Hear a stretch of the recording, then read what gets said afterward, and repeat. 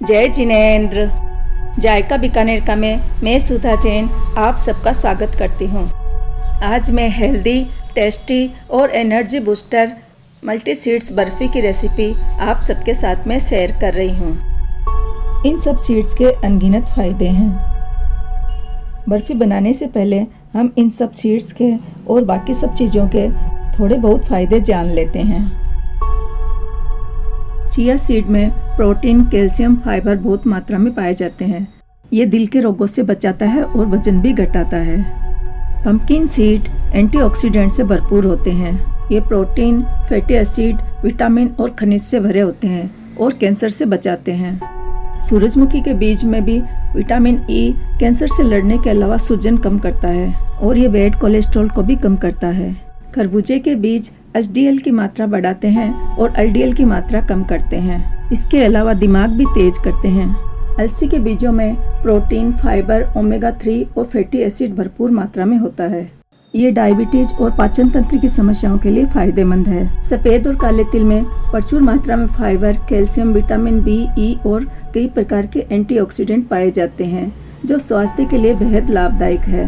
नारियल हीमोग्लोबिन को बढ़ाता है, वेट लॉस करता है और रोग प्रतिरोधक क्षमता को मजबूत करता है। खसखस पाचन में सुधार करता है, दिमाग को कमज़ोर होने से बचाता है, थायराइड की समस्या में आराम देता है और शुगर को भी नियंत्रित रखता है। ड्राई फ्रूट्स में काजू एनर्जी बूस्टर है, स्ट्रोक से और डायबिटीज से बचाता है और डाइजेशन में सुधार करता है। बादाम वजन को कंट्रोल करता है, पाचन के लिए काफ़ी फायदेमंद है और बैड कोलेस्ट्रॉल को कम करने के अलावा हार्ट डिजीज में भी फायदा करता है। अखरोट मस्तिष्क को स्वस्थ रखता है और उच्च रक्तचाप को कम करता है। किशमिश में एंटीऑक्सीडेंट गुण भरे होते हैं। इसे खाने से एनीमिया से बचा जा सकता है और ये हड्डियों को मजबूत करती है। गोंद में कैल्शियम, मैग्नीशियम, प्रोटीन, फाइबर जैसे पोषक तत्व पाए जाते हैं जो हड्डियों और टिश्यूज को मजबूत करते हैं। गुड़ कई तरह की स्वास्थ्य समस्याओं को दूर करता है। ये शरीर को ऊर्जा देता है जिससे थकान कम होती है। इन सब के अलावा मैंने सिंघाड़ा का आटा लिया है जिसमें मौजूद कैल्शियम से हड्डियां मजबूत होती है। अब बर्फ़ी बनाना शुरू करते हैं। मैंने कढ़ाई में 5 ग्राम चिया सीड, 10 ग्राम पंपकिन सीड, 10 ग्राम सनफ्लावर सीड्स, 10 ग्राम मेलन सीड्स और 10 ग्राम ही अलसी डाली है। इनके अलावा मैंने 10 ग्राम सफ़ेद तिल, 10 ग्राम काले तिल और 5 ग्राम खसखस डाली है। कढ़ाई में इन सबको डालकर धीमी आंच पर इनको सेकेंगे। इनको सिकने में लगभग 1 मिनट लगेगा। जब ये सिक जाएंगे तब इनका कलर हल्का सा ब्राउन हो जाएगा और तिल भी इसमें से चटकने लग जाएंगे।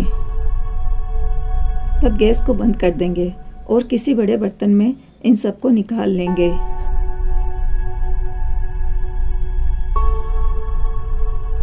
अब मैंने कढ़ाई में 1 टेबल स्पून घी डाला है और सारे ड्राई फ्रूट्स को इसमें फ्राई कर लेंगे। ड्राई फ्रूट्स में मैंने 10 ग्राम बादाम, 10 ग्राम काजू, 10 ग्राम अखरोट और 10 ग्राम ही किशमिश लिए हैं। बादाम, काजू और अखरोट को छोटे टुकड़ों में काटकर मैंने इसमें डाला है। इन सबको फ्राई करने में भी गैस को लो ही रखना है। 1 मिनट में इनका भी कलर चेंज हो जाएगा और ये भी सिक जाएंगे। तब इनको भी उसी बड़े बर्तन में निकाल लेंगे।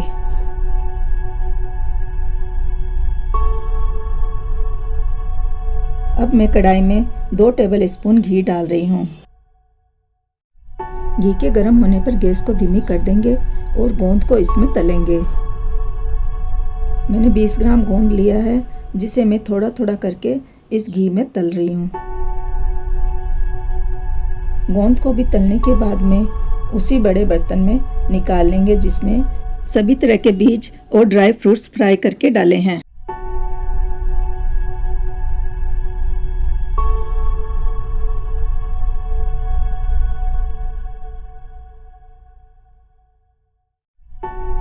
गोंद को तलने के बाद में कढ़ाई में लगभग 1 टेबल स्पून जितना घी बच गया है। अब मैं इसी घी में सिंघाड़े का आटा सेक रही हूँ। घी कम लगता है तो घी इसमें और डाल सकते हैं। बर्फी को बाइंड करने के लिए सिंघाड़े का आटा डाल रहे हैं। इसकी जगह गेहूं का आटा या फिर ओट्स का आटा भी डाल सकते हैं।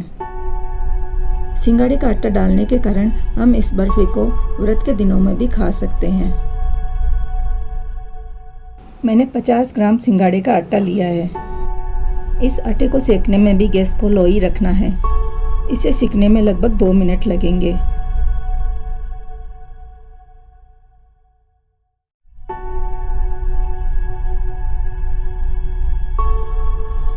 सिंघाड़े के आटे को सेकते हुए 2 मिनट हो चुके हैं और इसका रंग हल्का सा चेंज हो गया है। अब मैं इसमें 10 ग्राम नारियल का बूरा डाल रही हूँ। नारियल का पाउडर डालने के बाद में सिंघाड़े के आटे को आधी मिनट तक और सेकेंगे। सिंघाड़े का आटा सेकने के बाद में इसका कलर थोड़ा ब्राउन हो गया है। अब इसको भी उसी बर्तन में निकाल लेंगे जिसमें सारी चीज़ें निकाली है। बर्फी को मीठा करने के लिए मैंने 100 ग्राम गुड़ लिया है। गुड़ की जगह चीनी भी ले सकते हैं। मीठा अपनी पसंद के अनुसार कम या ज़्यादा कर सकते हैं। गुड़ को मैंने छोटे टुकड़ों में काट लिया था जिससे कि चाशनी आसानी से बन जाए। गुड़ में मैंने 1 टीस्पून घी डाला है। अब इस गुड़ को लगातार चलाते रहेंगे और पूरा पिघला रहेंगे।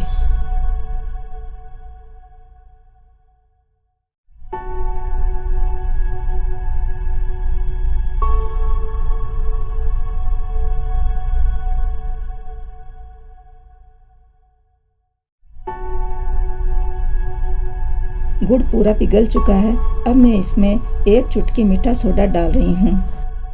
मीठा सोडा डालने से गुड़ का रंग थोड़ा सा लाइट हो जाएगा।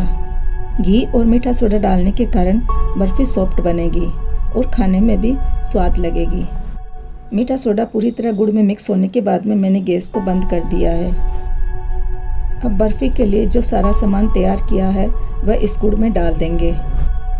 सारे सीड्स, ड्राई फ्रूट्स और सिंघाड़े का आटा डालने के बाद में इन सबको गुड़ में अच्छी तरह मिक्स कर देंगे।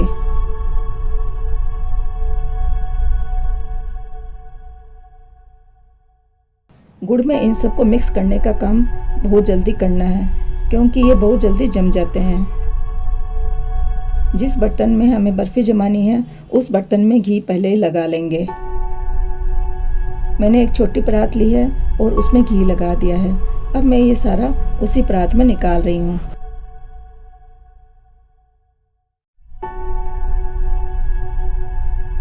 इन सबको परात में निकालने के बाद में अब मैं इसको अच्छी तरह से जमा रही हूँ।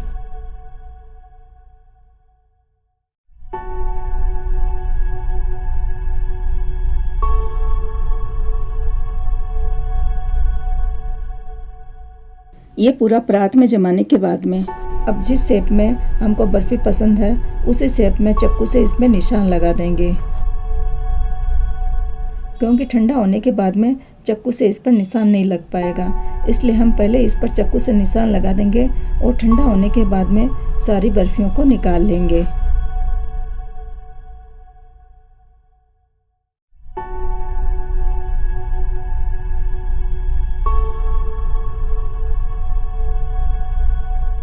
बर्फी को काटते समय कोई बीज या ड्राई फ्रूट्स ऊपर आ गए हैं तो उनको फिर से दबाकर शेप सही कर लेंगे।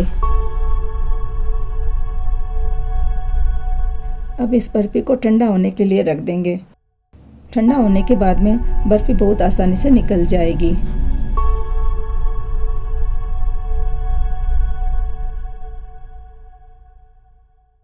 यदि बर्फी को निकालते समय थोड़ा बहुत चूरा हो जाता है तो भी कोई बात नहीं, क्योंकि इसका चूरा भी बहुत टेस्टी लगता है। Protein, vitamin, calcium, fibre, antioxidant से भरपूर हेल्दी, टेस्टी और एनर्जी बूस्टर वाली ये मल्टीग्रेन बर्फी बनकर तैयार है।